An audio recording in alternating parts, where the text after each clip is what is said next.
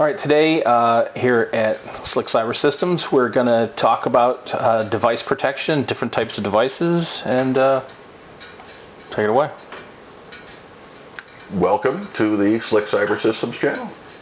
Chris, Steve, Jim, and Steve, I'm going to let you kick this thing off because you'd like to walk us down certain pathways, and let's start with PCs and Macs. All right. What are some of the ways that we can protect those? Well, how about let's talk about the devices first. Like how what kind of devices do we have out there in the wild? I mean, obviously we have PCs, we have Macs, we've got Android tablets, or laptops, just in general, Surface, which is a Windows base, obviously. Then of course you got servers, NAS devices in a business environment.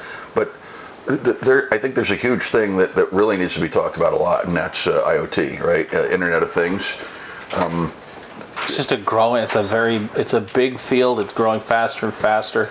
So many more devices are becoming connected to your network.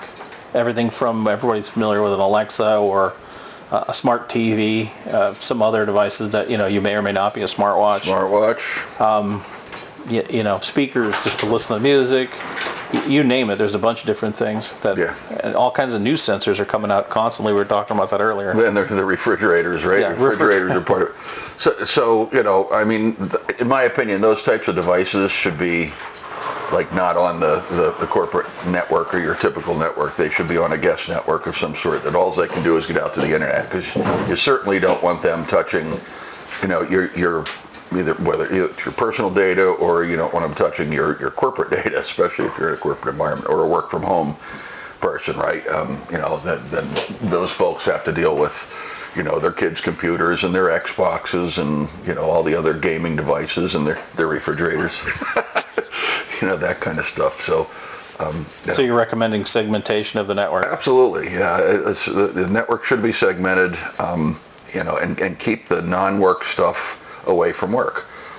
If you do finances, even for your home finances, right? I mean, that you want to be on a private network, you know what I mean? That's more secured and not in the face of those IoT devices that are, you're never, there's no reason for a watch, excuse me, that I could think of to be on the inside of a either a home network or a corporate network. I mean, it's just like all it does is go to the internet and does its thing, right? So, I mean, again, unless there's some sort of a need, for that phone or device to end up on the corporate land, when I would say that would be few and far between. But yeah. So you'd say there's the business, like the standard wireless or Ethernet plug-in, and then like a guest network? Yeah, absolutely. I mean, if you have a decent firewall at your house, which hopefully you do, then obviously that's playing into that, right?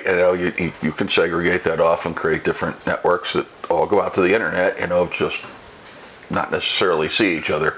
And in the corporate world, of course, that happens all the time. I mean, you create guest networks for whether it's contractors coming in to do stuff, schools do it. I mean, it's all over the place. So, yeah, should be separated. So, let's get back to the main PC, Mac operating system thing.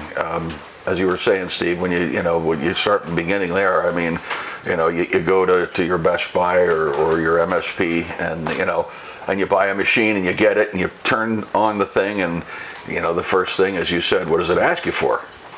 Create your password. Create your password, your username and password. So you recommend, not just one, username and password on the PC if you're setting it up from scratch?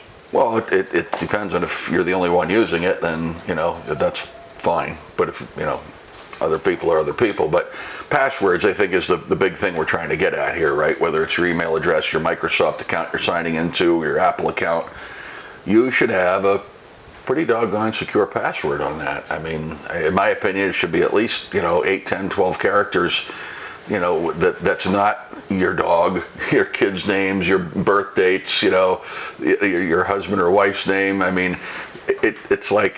Is password 1234 okay? There you go. Yeah, don't laugh. I know people that have done that and still continue to do that. Password It's just 4321. absolutely insane. But anyway, yeah, no, you don't want to do that. It should be, it doesn't have to be ridiculous. You obviously have to remember it, but you know where I'm going with that. Special characters, numbers, letters, capitals, kind of a mixed bag of the whole 9 yards. Okay, so now you have it turned on, you got your password in there. What's the next thing you should be thinking about doing? Antivirus? Yeah, probably antivirus.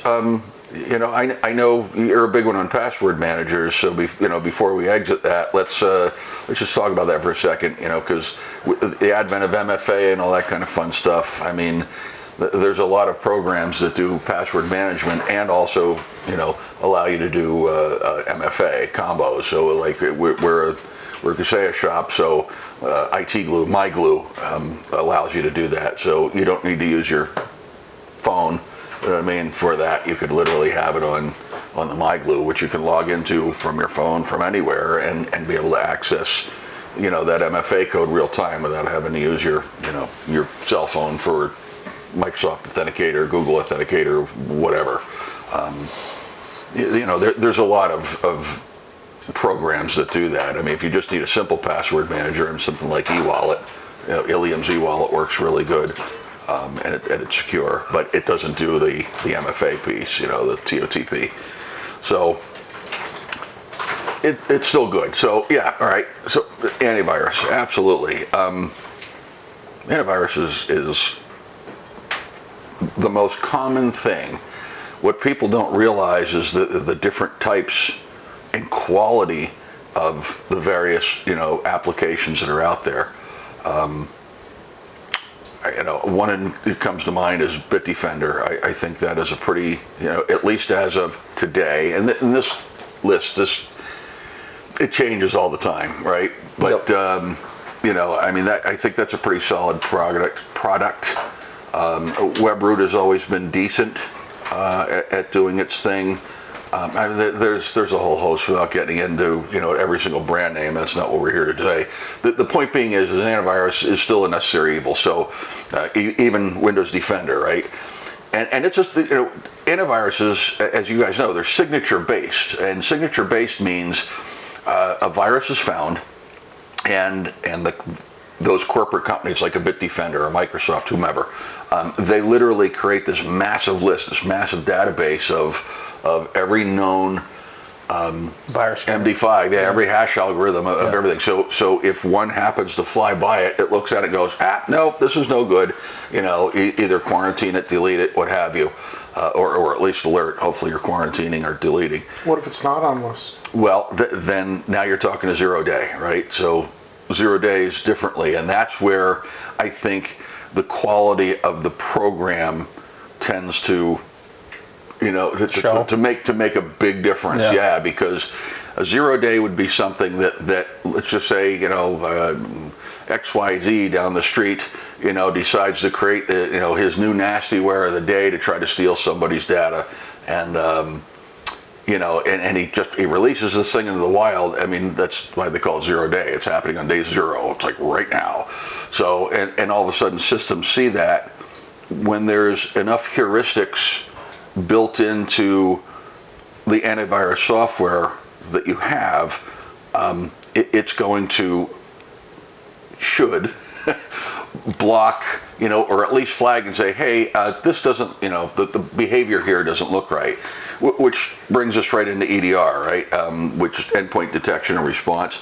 EDR is kind of that AI bot sitting next to your antivirus software going, yeah, I know you're doing a great job, but there's 0 day stuff, there's crypto stuff, a couple of files get, you get a crypto, a couple of files start to get encrypted, and the EDR, even if the AV doesn't pick it up, the EDR is going, wait a minute, we got to time out, something's not right, this level of encryption shouldn't happen, and it stops that process from running, and then actually reverts those files back, And is it perfect? No. What's perfect in life? But it's as close to perfect as you're going to get.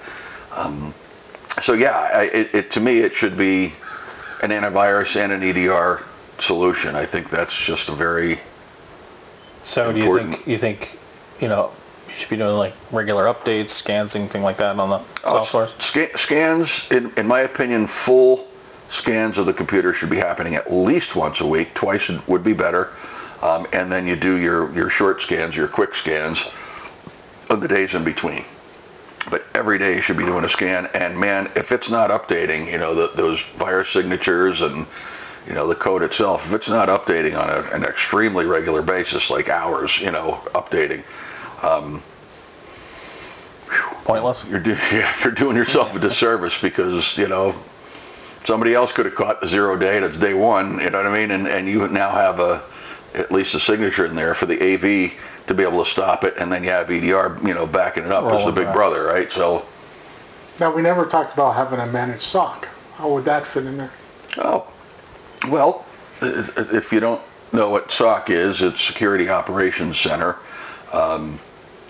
It is a service that you pay for, and so in managed SOC, obviously we're managing it for you, right? So the Security Operations Center is literally looking at this, and they're watching all the security type related events that are happening on your computer. There's obviously an agent has to be installed on your computer, and it's obviously following that as well. So.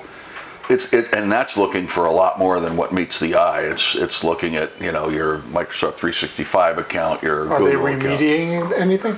Yeah, absolutely. They're raising the flag, putting the ticket out. You're made aware, and they go into an immediate remediation status. And the cool thing about that is, with the agent's really neat because what it'll do, if something does get infected, to help that spread, it actually isolates that machine, and the only way you can talk to that computer over Ethernet or the network period is through that app, right? The SOC app, the managed SOC app, and then you can do some remediation without having the risk of it. It's like pulling the internet plug, if you will. Oh my God, I got a virus! Quick, pull the internet.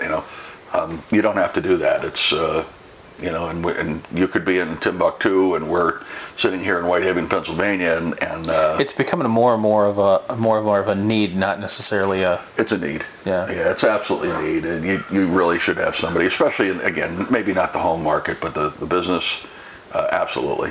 Well, your home market is your business now. It's starting to turn into that, right? Yeah. We didn't touch on firewalls. Yep, it's a software firewall, right? Windows has a firewall, Linux has firewalls. I would assume Mac has a firewall. I'm not familiar with Mac OS. iOS I am, not Mac OS so much. That at least that's another level of protection, for ports that shouldn't be coming in at all, into your computer. So anything coming into the computer is what you're concerned with. Sort of. We're going to be touching base on some phishing things later, so I'm going to save any and all that. Watch the next couple of videos, and you'll see what I mean. But so yeah, I'm going to stop on that one. So yeah, software firewalls. Are they the best thing in the world? No, but again, it's another level of protection for you. And then of course you have corporate firewalls, right? Physical device. Yeah, it's physical device that, and it could be virtual, cloud-based, but. Let's just say, you have an appliance there, and it's basically a little computer with a very hardened, customized operating system that's allows stuff in that's supposed to come in and out the same way. But it also, in the case of we're a SonicWall house, so we actually call that a unified threat management appliance. And what all that is a fancy name for is it's a firewall with a whole lot of security services and other features under the hood. And gateway antivirus, intrusion detection and prevention, spam filtering, botnet filtering, et cetera, et cetera, et cetera, till you're blue in the face. And you can even restrict countries, geo filtering. You're smart to do that. Yeah, absolutely. we certainly have seen a lot in the news lately of stuff coming in the door from, shall we say, not so nice third parties Yeah, in other countries. Nothing wrong with locking it down. I mean, you're just protecting, your business. I mean, that's what you're supposed to be doing. So, and then of course you have zero trust access that's added on top of all that, which is, when we start talking about VPNs a little bit more, we'll dive into that some more. But zero trust is a newer way of accessing the network that gives you a little bit of perimeter protection and device protection, and then there's some other things too. Again, we're going to talk about that in another video in the future. So. Steve's usually our operating system and like software update, kind of keep an eye on it. So Guru, the guru. You want that piece? Oh, every day. Are you the guru? Not the guru. Steve's the guru. Now, Pat, I mean, yeah, come on, Steve, talk about patching. I mean, what do you see? I mean, you're in these machines a lot more than I am doing that stuff, so. Well, people keep their computers off, so you can't update a computer that's off. And what do we use to update, and when do we update? So, and why? Every day there's an update for something. Right, but we don't necessarily push updates every day. Not in the corporate world. That's typically on a schedule, right? Sure. So we're doing that monthly or at least bi-weekly. We have no reason not to. Yeah. So basically, what you're saying is turn automatic updates on and let them rip and let them do the thing in the middle of the night. So hence the comment of turning your computer off, right? For the corporate customers, we're updating literally. When they're not working. When they're not working. Yeah. I mean, we don't want to interrupt that process and force a reboot in the middle of the day. You want to do that at night. So if they turn their computer off. No update. Yep, no update. And that means you're putting your device and your company's data at risk. So, and of course then you have third party too. Your Adobe's, every common software that runs on every single machine. Microsoft, I mean, there's all kinds of stuff. So, we offer that obviously from the corporate, and we offer that to all our customers, not just the OS patching, but, also the third-party patching as well. And it's, the common apps. It's not every little stinking app that's, you may have, hairball very thing on your one. Yeah, it's exactly. It's never going to cover that stuff. That's unique usually to the user of the business. But I mean, if they had that, you could certainly work it in to make sure that on a routine basis it's being updated. Yeah, and that we're looking at that your updates are being applied. You're right. That's kind of more of a project-based thing, I think. But it's custom around that. Yeah, exactly. How about secure authentication? Well, I mean, we kind of touched about that in the very beginning. I mean, your passwords should be strong. They should be, bulletproof. So without beating that to death again, of course, then you have MFA. Mm-hmm. The bane of our existence, I think. But it is evil. It's evil as all hell. But it's a necessary evil, unfortunately. I think where it crosses the line for me is when, you have a business that's asking you to use your personal phone, to do that authentication. I don't think that's right, man. I just don't. It's now you're definitely bringing corporate apps onto a private, non-regulated environment. Yeah. So I mean, you can't take control of somebody's personal phone. It's their personal phone. They're paying for it. So companies, either you have two choices. You either buy your employee a phone and send them out with it, and they can do all their Microsoft Authenticator, Google Authenticator, all that crap on there, and you own it, you can control it, right, through mobile device access, and you can actually control everything. If the employee goes rogue and quits and decides to go to a competitor, you can literally wipe the phone at an instant. Excuse me. Otherwise, you've got to go to a different model, which was like when we talked about MyGlue earlier. Mm-hmm. I mean, do the same thing, it's just not here, it's here, all right? So what's the difference? Yeah, quite honestly, I think this is easier anyway, because if your phone dies or you're in a you're not working. You know what I mean? Yeah, you're in trouble anyway. So I don't know, that's kind of how I think about that. But yeah, so MFA, evil, but necessary. We're laughing because there's more support calls that come in for MFA related issues than printer. And printers. Yeah, well, and that's a whole different. Yeah. That's a laugh, not a topic, but a laugh for another day. Printers. So. I know you just briefly touched on when Steve started about with physical security for like putting a password on your computer, but there's, in addition to that, there's other things that you should be thinking about in your work environment. Physical security. Well, yeah. I mean, so this is my analogy for this, and it's what I tell. Every customer that we have, I've told every one of them. Of course, minus the actual retail shops that have you walk in the door. You know what I mean? Because you want to buy something. Your equipment should be, your business should be, in my opinion, locked. Yeah. You should keep the door locked. I mean, you don't want anybody just walking in there out of no reason. I mean, if you're a manufacturer, for example, I mean, why would you want somebody walking? They can ring a bell. Hey, I need to see blah, blah, blah, blah. Okay, I'll let you in. So who should have the keys? Well, you're using Physically a locking card or or have access to it. Well, I mean, your employees obviously do. You've got to let them in the door to go do their work. No, I'm talking to the server room.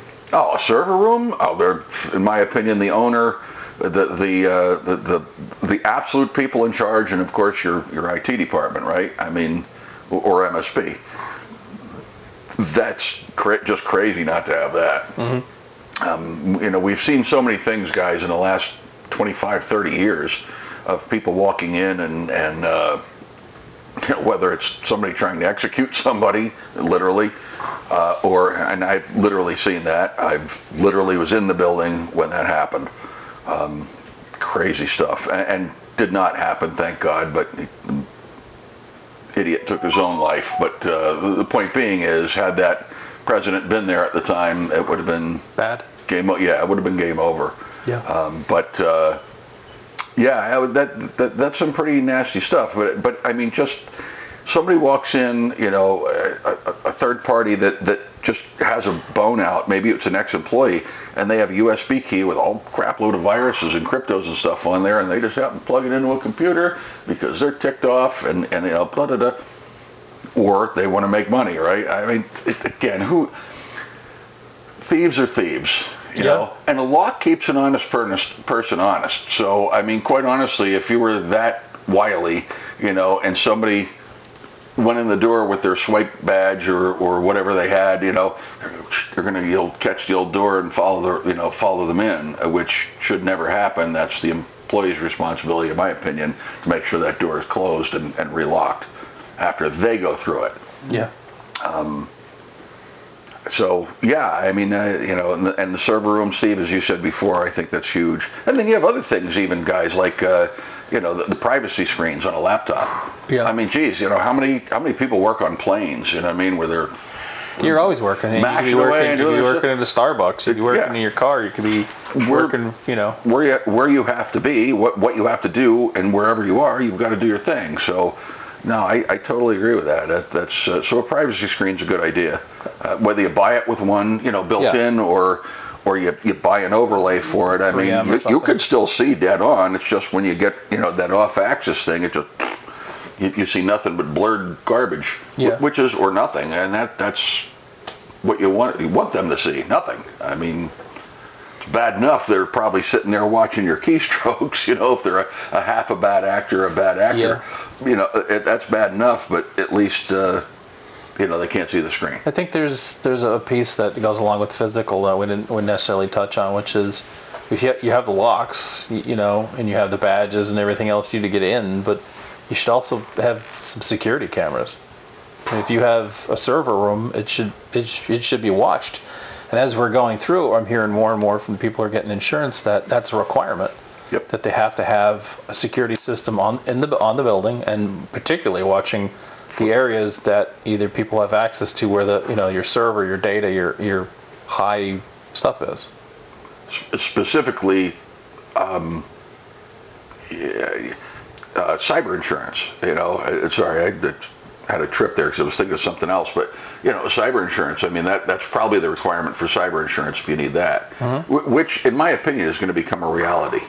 Yes, bigger. It is getting more and more important, and a lot of the, like in your medical fields, that stuff, malpractice insurance and the like, they're even forcing the business to get cyber insurance. So, which is another thing that we offer. If you get our whole suite of products that we call the huge program, Eagle Watch Total Secure program, you actually qualify for an extreme discount on that, like 30 plus points off. I mean, it's pretty stout discount. So, I mean, we just helped a customer just recently get it for, I was shocked at how little it was. It was, again, a no-brainer. I mean, bottom line is, data is your business.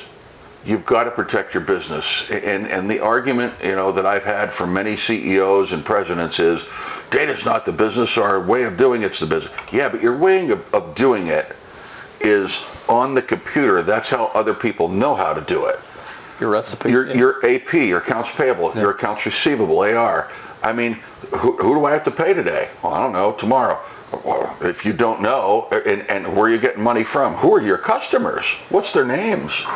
Yeah, you might remember a good portion of them, but there's no one human being that's got the information that these systems do for our business. It is a critical, data is the business, period.